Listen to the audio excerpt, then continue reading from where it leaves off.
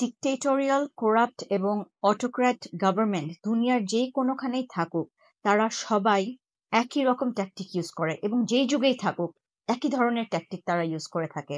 Albert কেমাস, একজন French philosopher এবং activist, সে বলেন, এরকম একটা পৃথিবী যেটা ফুল অফ কনফ্লিক্ট এবং ভিকটিমস এবং নির্যাতনকারী, এরকম একটা পৃথিবীতে যেসব মানুষ চিন্তা ভাবনা করে, যেসব মানুষ বুদ্ধিমান, তাদের কাজ হচ্ছে এসব নিপীড়নকারীর সঙ্গ না দেওয়া, তাদের পক্ষ না নেওয়া, তাদের পক্ষে কাজ না করা। আমরা যদি দেখি ফিরাউনের সময়ে কিভাবে ফিরাউনকে কোন সব মানুষরা হেল্প করেছিল, তার টিরেনিকে চালিয়ে যেতে সাহায্য করেছিল, তাদেরকে যদি আমরা দেখি এবং অ্যানালাইজ করি, তাহলে আমরা বুঝবো যে এই যুগের ফেরাউনরা কিভাবে কাদেরকে ব্যবহার করছে এবং সেই সব মানুষগুলা কারা। ফিরাউনের একটা সহকারী ছিল, তার নাম হচ্ছে হামান।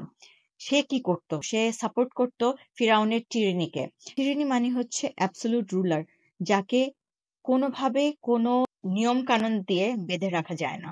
হামান ফিরাউনের অপ্রেসিভ রুলকে সাপোর্ট করেছিল এবং এই যুগেও অফিসিয়ালসরা সাপোর্ট করে এবং ফ্যাসিলিটেট করে অথরিটারিয়ান নিয়ম কানুনকে, অথরিটারিয়ান লিডারকে, এবং সিস্টেমিক করাপশন এবং অ্যাবিউজ অফ পাওয়ারকে আগিয়ে নিতে কন্ট্রিবিউট করে।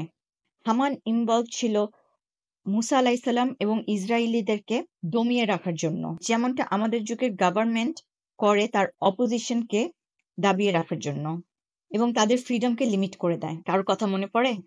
তার পজিশনের পাওয়ারকে মিসইউজ করে এবং অ্যাবিউজ করে তার নিজের স্বার্থের জন্য এবং স্টেটাস এবং ইনফ্লুয়েন্স মেনটেন করে রাখার জন্য। মডার্ন হামানরাও এক্স্যাক্টলি তাই করে।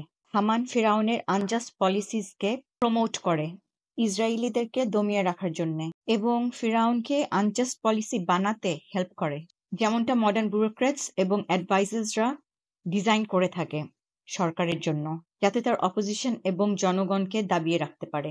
কোরআনে হামানের স্টোরিটা যদি আমরা বুঝতে পারি, তাহলে আমরা শিখতে পারবো, জানতে পারবো যে আমরা কিভাবে হামান না হয়ে থাকতে পারি, কিংবা আমাদের যুগে হামান কারা, এবং হামানের মতো মানুষের সাহায্যে করাপ্ট গভর্নমেন্টরা কি কি করতে পারে। আসুন আমরা হামান না হই এবং স্টুডেন্টদেরকে সাহায্য করি, জাস্টিসের পথে লড়ি, হকের পথে থাকি। আমরা যদি ভুলবশত না জেনে না বুঝে হামান হয়েও থাকি কিংবা বুঝেও হয়ে থাকি, আমরা আল্লাহর কাছে মাফ চাই এবং আল্লাহর পথে ফেরত আসি, হকের পথে লড়াই করি, বৃহত্তর জনগণের স্বার্থে লড়াই করি।